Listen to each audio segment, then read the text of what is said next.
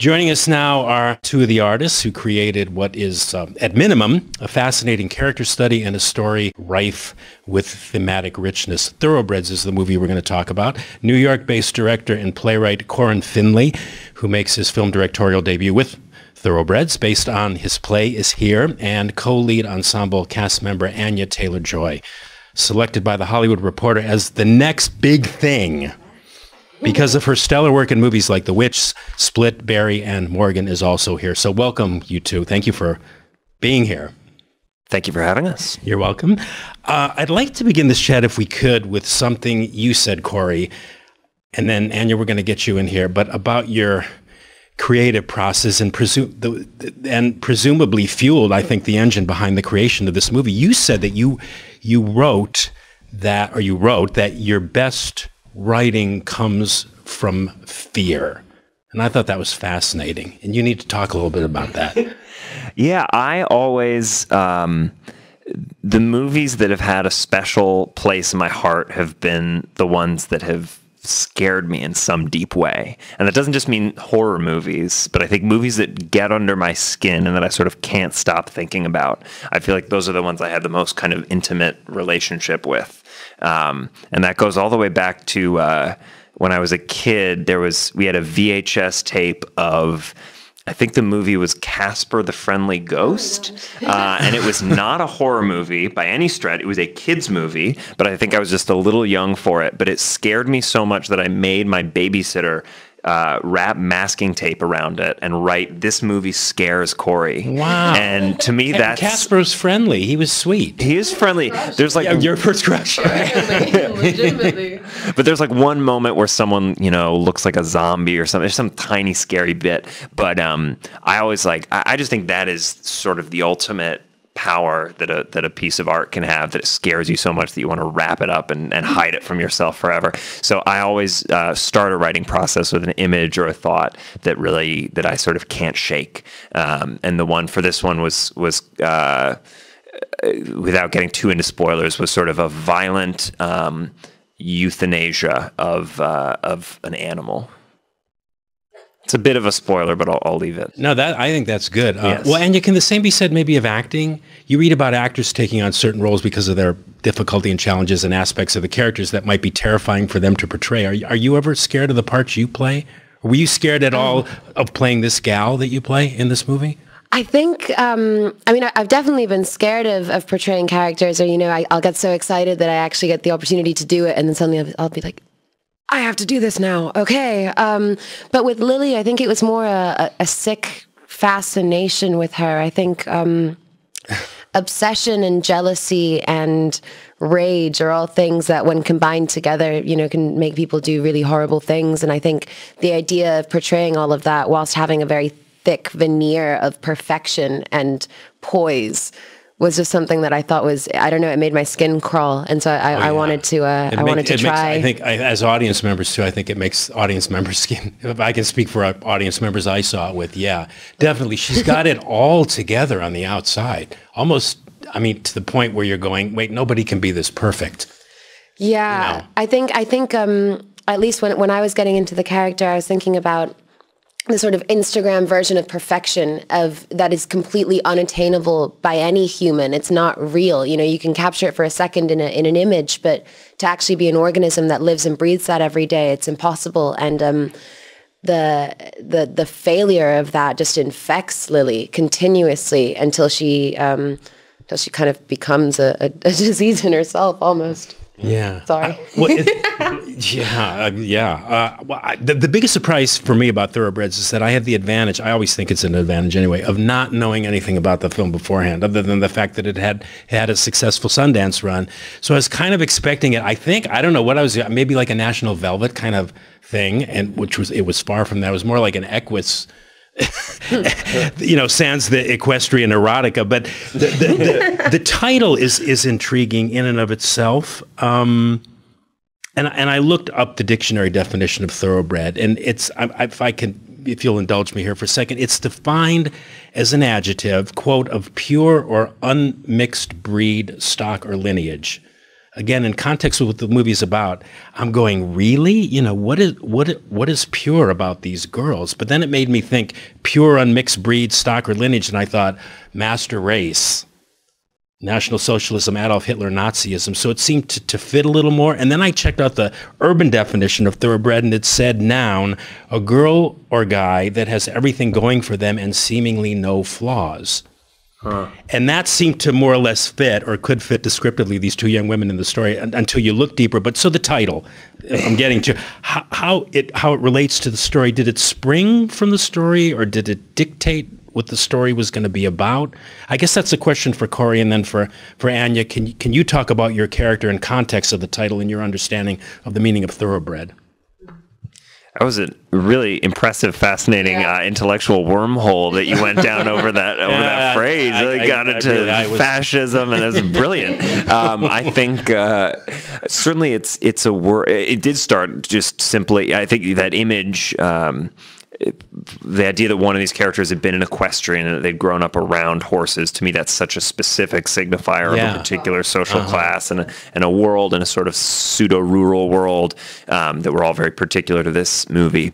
And then, certainly I think it's the question is the movie is trying to pose questions about how who we are is informed by our breeding and by the circumstances in which we're raised, the people who raise us, the expectations that are put upon us. That was interesting to me, and so I hope that it is a title that reverberates with lots of different definitions, and I hope other people follow you down that wormhole over the definition.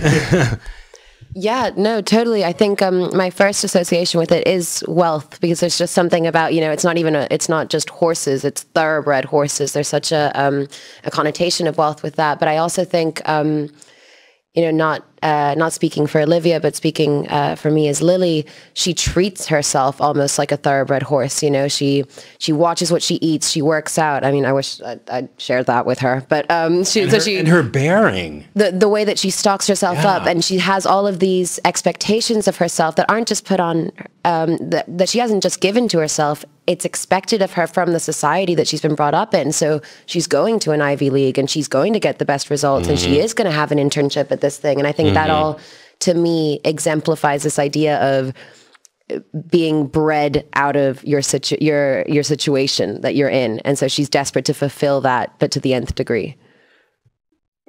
What does the film say about the nature of evil? And I don't even like to use that word, but it's convenient for my point. Amanda tells Lily at one point, she says, the only thing being evil or stupid or anything is being indecisive. You can't hesitate. And then when Amanda was talking about killing Lily's stepfather, Mark, Amanda, she's got lines that spark a person. She says, if we're going to do this, it's because it's the right thing to do, not because you're upset about something.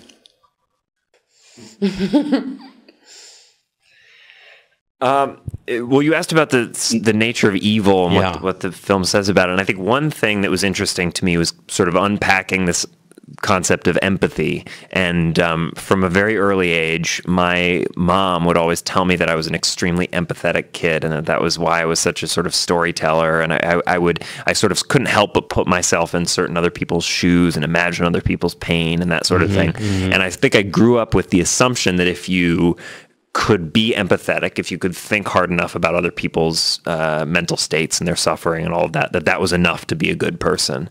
And I think that's not necessarily true. And I think one of the things that the movie wanted to explore was the idea that I wanted to present the audience with a very seemingly non-empathetic character, or a character who lacks certain emotional capacities, and then a character who has them seems to be much more sort of emotionally well-adjusted, and then to sort of trouble that notion and just to investigate some of the ways in which our emotional instincts can lead us astray.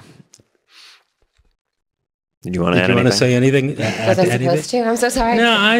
No, I'm just curious if we were talking about the nature of evil, if there even is such a thing. Well, I asked that because it's interesting, because I'm watching this women, man, these women are dark people. But then when you look at their situation in the context, and then what Lily is living with this stepfather guy, it kind of goes away a little bit. You kind of say, well, okay, well, what would I do in a situation like that? Yeah. I would probably feel the same way or similarly.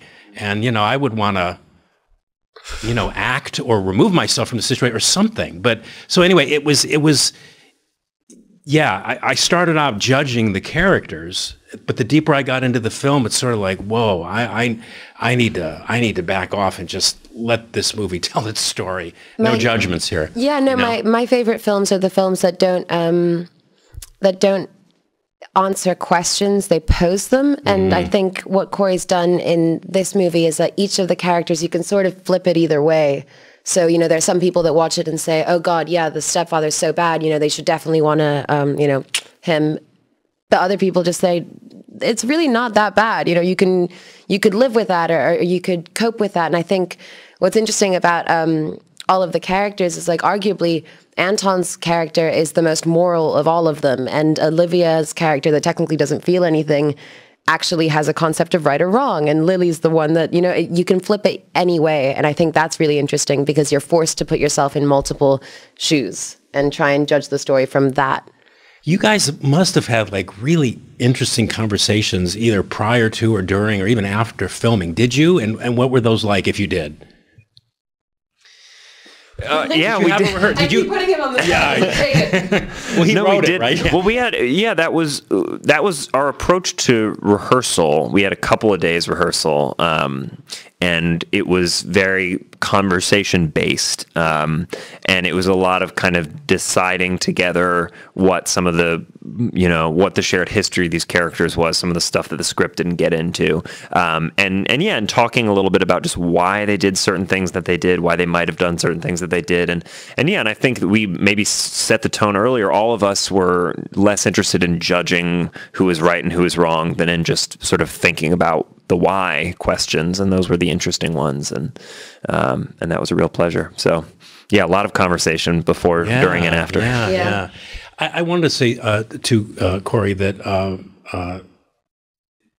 not knowing anything about your background and seeing the movie, it's one of those rarities in that the movie is obviously dialogue driven. But it's one of those films that's dialogue driven that's also very cinematic. It's very much a movie. This does not feel like a play. Afterwards, when I found out that it started as a play, I went, oh, well, yeah, of course.